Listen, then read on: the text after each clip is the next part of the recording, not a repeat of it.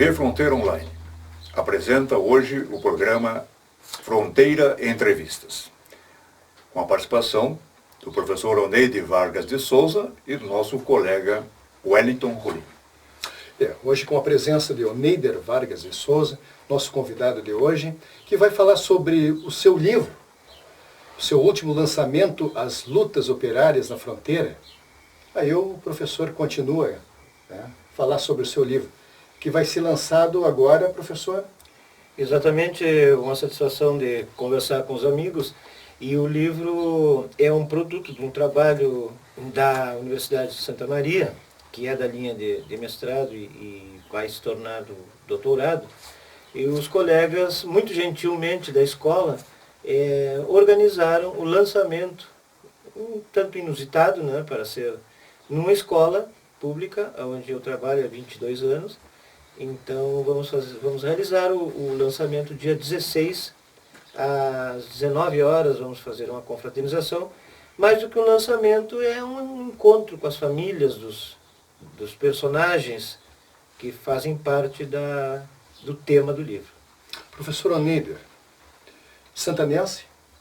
Me considero santanense da linha, sou um fronteiriço, como um guri que nascido e criado aqui.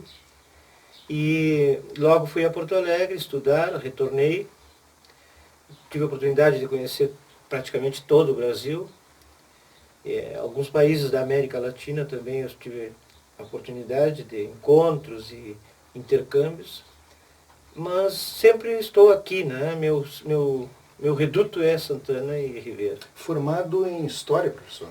Eu sou sociólogo, na verdade, pela PUC de Porto Alegre, e fiz o pós-doutorado e pós-graduação na História e pretendo agora seguir no doutorado e o pós-doutorado também na História.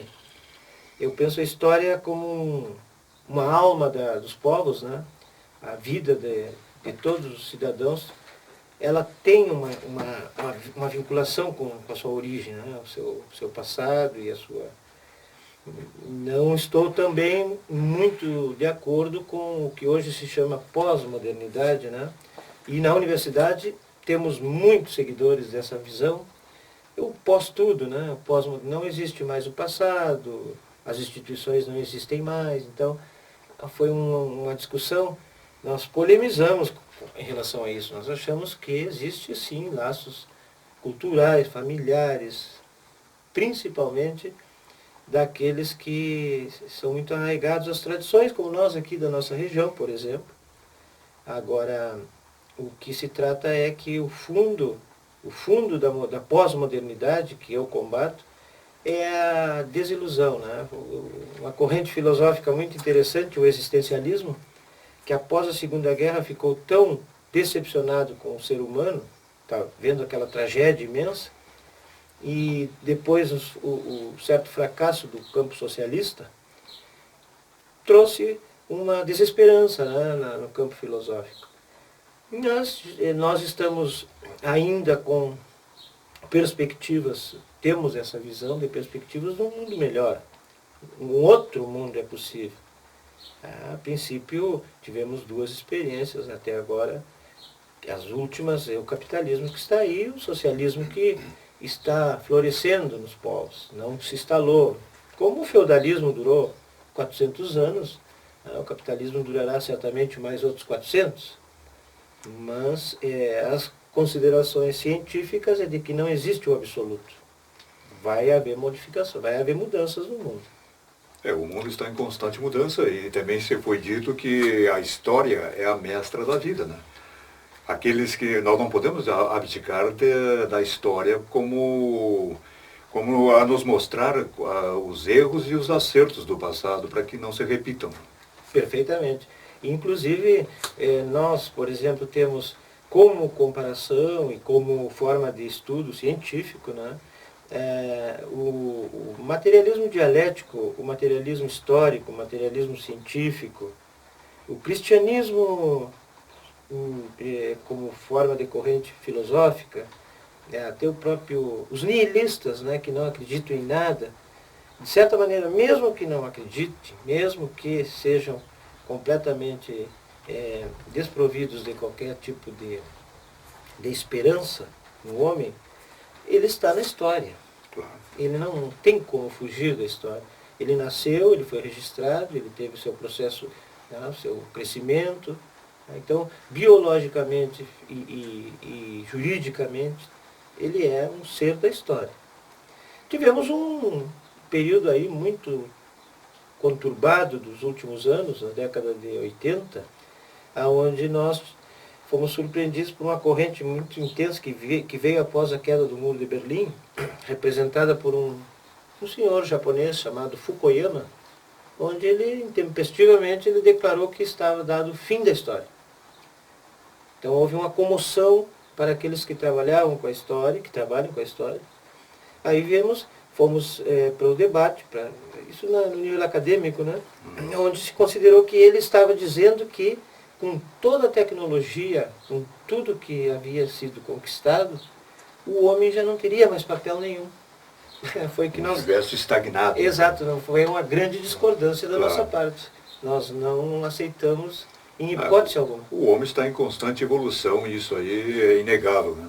Até porque é graças a essa evolução é que o homem está se mantendo como ser, como doutrinas que estão aparecendo, né? E principalmente aqui no mundo moderno, onde existem tanta desesperança, como o professor falou, né? Exatamente. Nós estamos aí num limiar de conquistar o espaço definitivamente. Chegar à Lua já foi um passo. Tá? Um passo que custou alguns anos, custaram milhões milhões de dólares. De dólares e até mesmo de recursos, claro. Mas hoje estamos indo saindo a participar de uma corrida interplanetária. Isso tudo não é acompanhado aqui, no nosso mundinho, né, com melhorias, equidade, equilíbrio econômico. Não há acompanhamento desse. Então o que nós dissemos é assim, que a ciência e o progresso, eles não vão se estagnar, mas eles terão que estar a serviço de outra matriz. Claro. Porque a matriz do desenvolvimento é a matriz da acumulação do capital. E também do esgotamento dos recursos naturais da terra, da poluição da terra. Exatamente, exatamente. Então, vinculando o fato de que nós vivemos um processo de capital violento, voraz, é que houve justamente o interesse de eu me debruçar nesse aspecto do livro aqui de Livramento.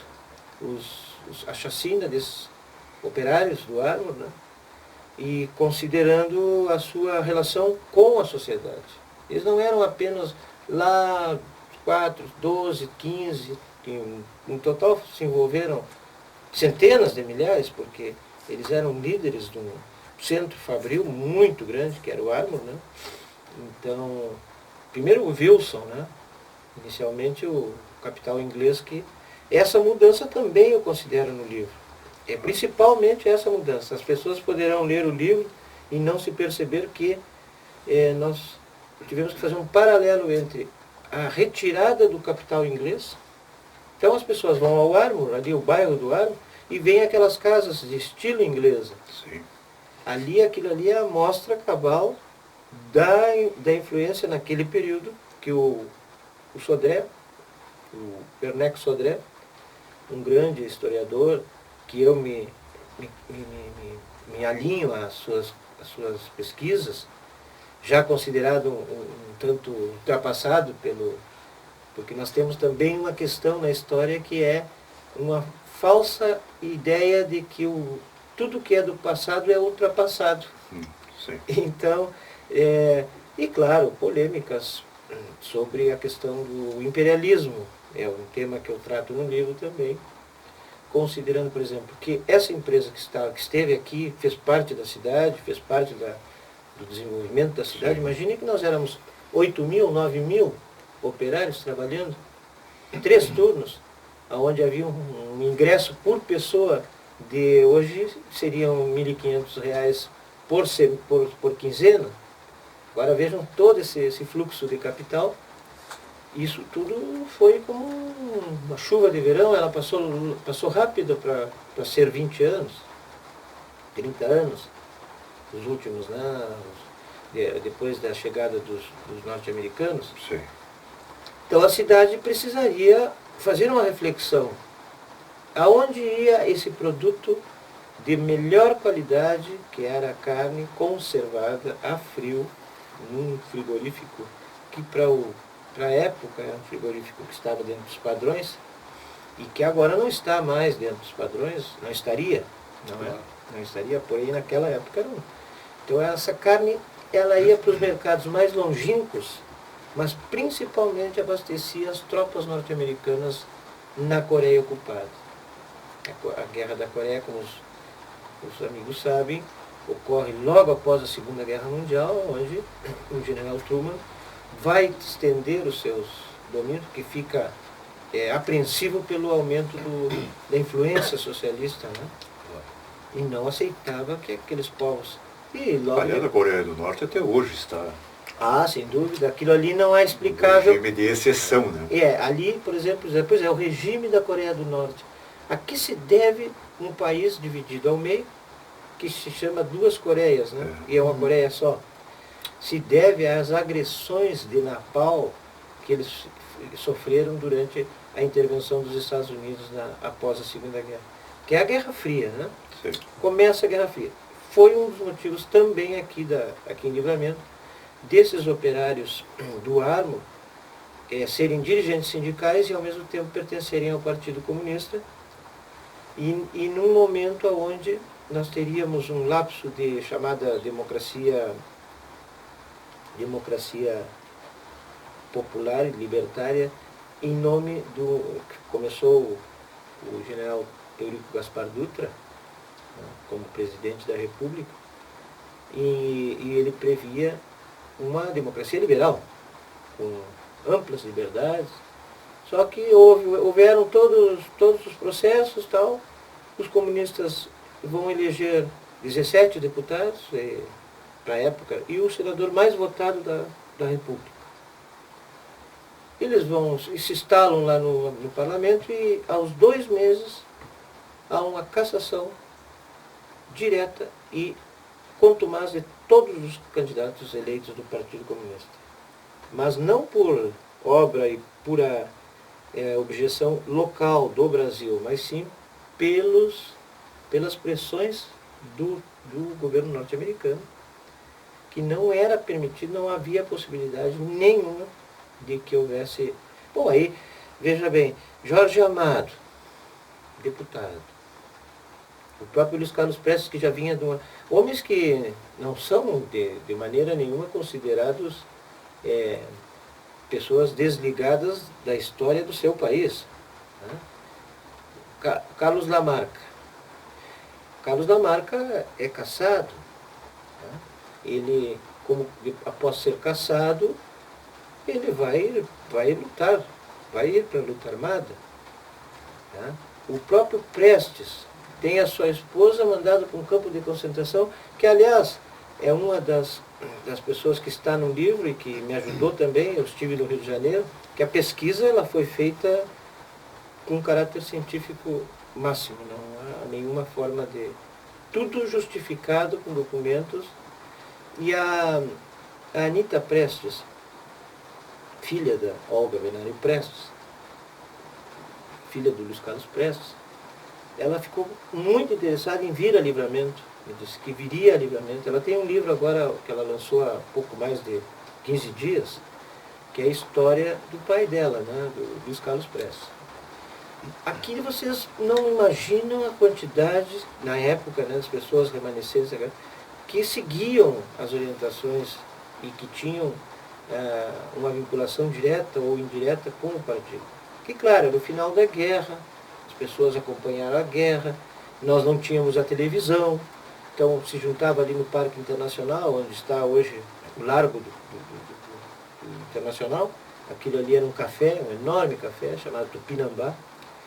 Os rádios eram do tamanho de uma mesa de jantar, ligava-se o rádio e escutava-se, passava-se a tarde, as pessoas passeavam ali escutando as notícias da guerra, notícias, né, enfim, gerais de toda a comunidade. Numa tarde dessas, no 24 de setembro, é que vai ocorrer a fatídica Chacina dos Quatro As. Então é o nome do livro, Chacina dos Quatro As, motivado pela morte de 4 comunistas que iniciavam o seu nome com a letra A. Então, ali estava o Aladim Rosales, a filha dele virá para o nosso lançamento, ela já está de posse do livro, Dona Armandina Rosales, né? O Aricuma, os Cumas, as filhas e as sobrinhas também irão. Né? São pessoas que estão na comunidade, que vivem na comunidade. Né? Teremos também gente do Aristides Correia Leite, que era dono de uma livraria e também era militante do partido, né? E o Abdias da Rocha. Então, mas além deles, muitos se salvaram durante o tiroteio, porque os autos do processo constam que ele ficou inacabado o processo, como constando ser um tiroteio.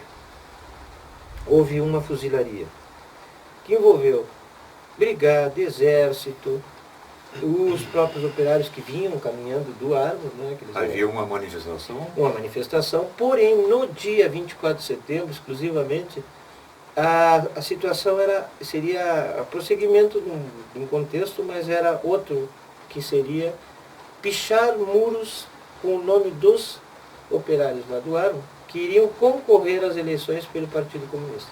Esse foi o motivo, um dos motivos. Eu não tratei o segundo motivo, que existe, pelo fato de que não há comprovação, mas um segundo motivo que seria uma disputa amorosa entre o delegado da época, Zacarias, e o secretário do partido, o Dr. Lúcio Soares Neto, que a cidade tinha muitos bordéis na época, né? E então vinham as lindas mulheres de Buenos Aires, de todas as partes.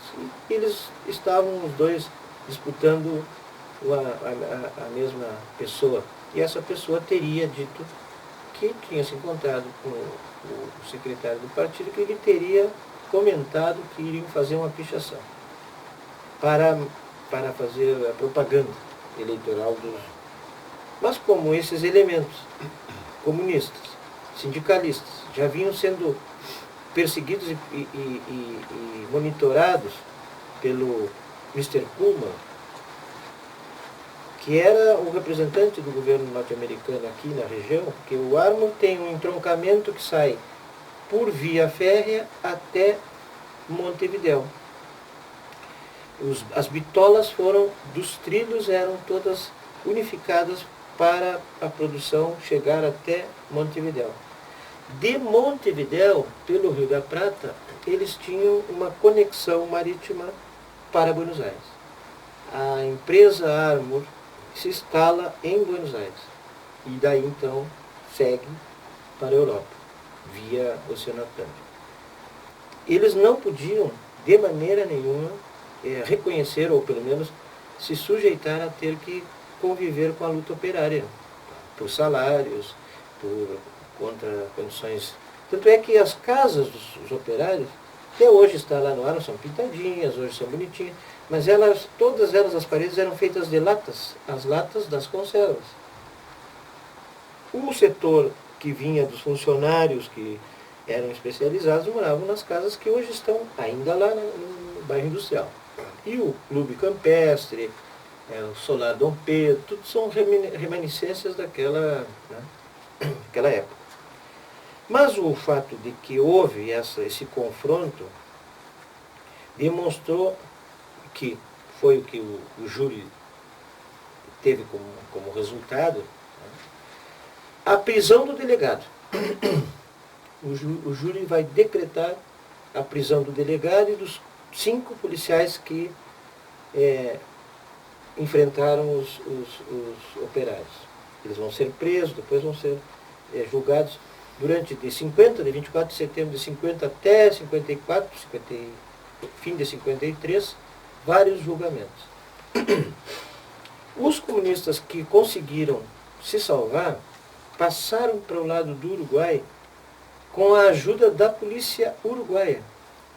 Vejam bem que é um conflito que ele tem os seus caráter fronteiriço, local, mas tornou-se um episódio internacional, porque presença das forças militares, do Exército Brasileiro, da Brigada e da Polícia, que vai cercar o Armo no momento da chacina, vai cercar toda a planta do Armo nessa noite e vai ficar lá estacionada durante 4, 5 dias, até vir o comandante-geral para livramento do Exército.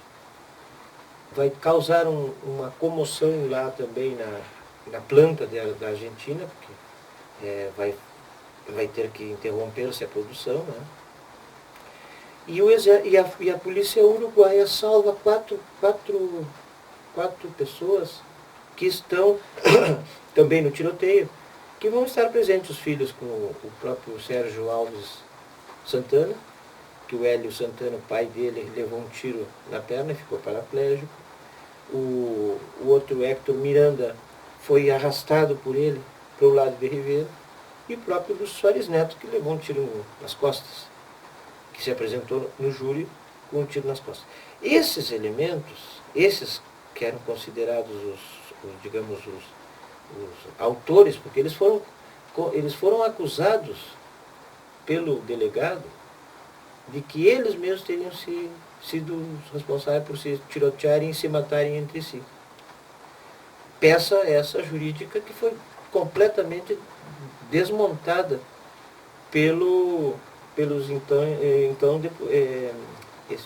depoimentos e defesa dos advogados que estavam os melhores juristas da época vieram defender os comunistas. O caso do Heron Canabarro, o Luiz Pinheiro Neto, que vieram de Porto Alegre, família dos Pinheiros, muito conhecida. O Heron Canabarro tem a filha que trabalha na Embaixada da França, que eu vou ter que também estender para ela o convite, mesmo embora ela não possa ser creio que vai ser difícil ela cruzar o Atlântico com tanta rapidez, mas certamente ela vai receber o livro. Ela me ajudou muito, né, porque fico muito emocionada, porque o pai, como advogado, ao exumar os corpos dos mortos, a tese era de que eles tinham se matado. Muito bem, tinham se dado os tiros entre eles. Heron Canabarro, claro que isso estamos falando de 1950, né? O serviço de autópsias e tudo eram menos sofisticados que hoje. Então, mas ele realiza a cirurgia, digamos, a necrópsia, e retira as balas de calibres de metralhadora. Bom, vai ao júri popular, né? 3, 4 anos, e as famílias querendo... Né? Porque o fato gerador da prisão do delegado Zacarias foi digamos, uma atitude um pouco considerada, que o júri considerou, inadequada para uma autoridade. Ele, ao matar as pessoas no Parque Internacional, eles não permitiram que os corpos fossem levados para o sepultamento. E as famílias não poderiam chegar perto dos corpos. Ninguém vê isso, nem sequer em bandidos que são, ou pessoas que em guerra, nas convenções internacionais. Então isso motivou a sua prisão. Bom, ele foi ferido no pé, um tiro no pé, que foi comprovadamente, que depois, durante as autópsias também, ele mesmo se deu um tiro no pé. E o sargento, na época cabo, o cabo que chamava-se o Cabo Argola, conhecido como, teve a ascensão do seu cargo, como depois ele faleceu há pouco tempo. Né? Eu estive também, fiz a pesquisa com todo esse espectro, e a princípio também recolhi muitos depoimentos. Tive que ir no Instituto Histórico de Porto Alegre, passei lá durante uma semana no meio dos alfarrábios, né? Que por sinal está muito problemático, né? Pesquisar, porque eles mudaram para Canoas, isso aí os documentos ficaram empilhados lá, a gente está tendo uma dificuldade, mas os que estão digitalizados no centro de Porto Alegre, há um bom acesso. E tive muito auxílio, que desde já eu agradeço, que consta justamente na parte de E iconografia. as suas fontes locais aqui? Fontes locais, muita plateia, Correio Santanense, as fontes mais vivas, no caso, orais, né, de pessoas que estão vivas. Há pouco faleceu o Perseverando Santana, Sim. que estava jantando, presenciou todo o episódio da chacina, porque tinha um restaurante do outro lado chamado o restaurante Dona Maria, que era de um amigo dele vinculado aos comunistas. Perseverando nunca até o sítio. A simpatia dele pelos integrantes do partido. E ele viu tudo e fez um depoimento muito... E tem agora, vai ser lançado novamente, porque já foi lançado por um historiador daqui da cidade também, a vida dele, do Perseverando. E além de mais, Jorge Ferrão, que está vivo, que presenciou, era pequeno na época, um tio da minha esposa, que na época tinha 14 anos, e que também deu o seu depoimento, que após a chacina, ele com o pai caminhando descendo a Rua dos Andradas, próxima a 7 de setembro, onde estava a livraria do Aricuma, ele foi ver um livrinho de infantil, que ele sempre gostava de ver na vidraça, né, da livraria, e, para surpresa, ele viu uma série de livros esparramados pelo chão, e os policiais todos ali diziam: podem levar tudo, porque essa livraria vai ser queimada, porque pertence aos comunistas e eles já estão mortos. Ele, depois que pegou um livrinho que ele queria e foi com o pai, seguiu a...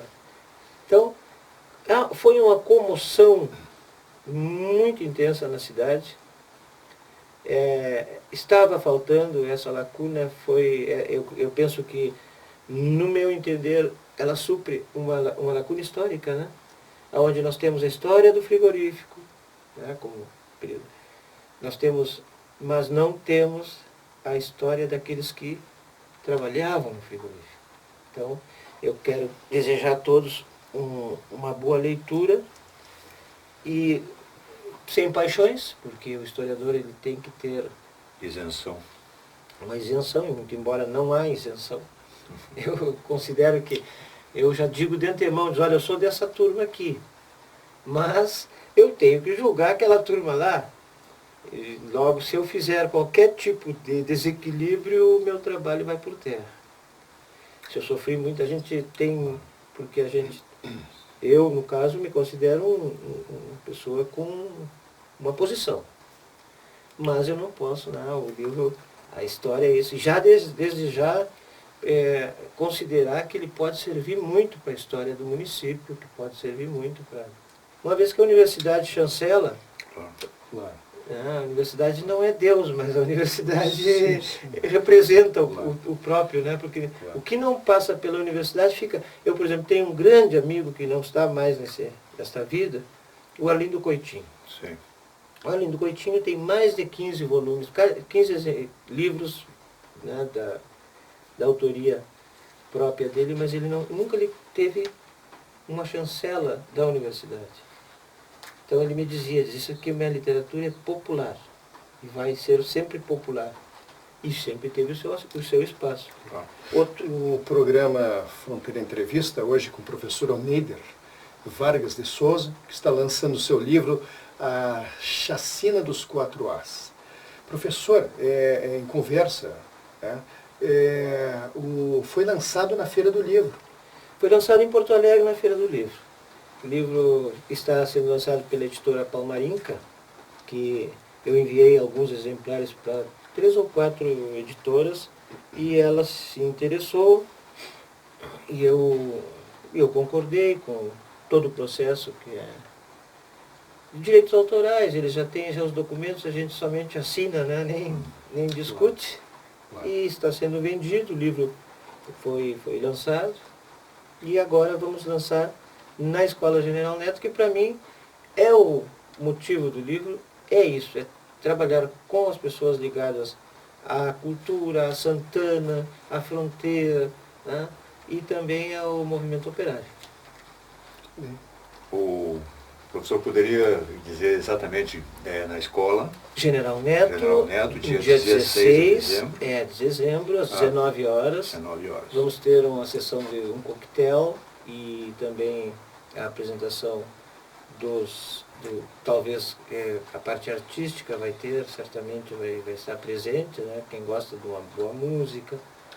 É um lançamento que ele não foge aos padrões, mas eu considero que eu emotivamente estou muito honrado por, no meu local de trabalho, ter o reconhecimento dos meus colegas, né? Isso é uma coisa que para mim vai ficar muito guardada, ou seja, o grau de valor que eu tenho é mais o da escola do que da própria Feira do Livro, né? Sim, sim. Que é uma feira enorme, né? Que passa 1 milhão de pessoas na Feira de Porto Alegre. Mas para mim, porque a gente deve dar, por isso o livro também, eu fiz uma historiografia que trata muito do litoral, a nossa do Rio Grande, nós falamos muito de Pelotas, muito de Rio Grande, né?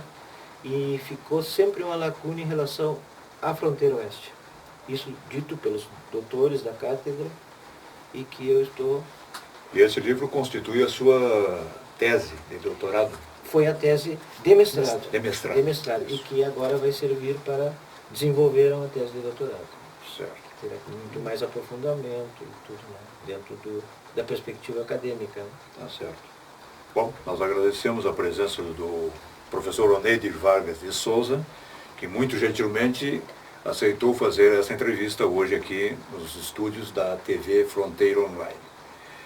Obrigado, professor, e esperamos que o seu livro tenha uma boa aceitação e que esteja coroado de sucesso o lançamento no dia 16 de dezembro, às 19 horas, na Escola General Neto. Desde já eu agradeço a gentileza dos amigos e sucesso a todas as atividades que se propõem. Nós que agradecemos, e quando o amigo quiser comparecer, falar mais, contar mais essa história, né? É muito importante.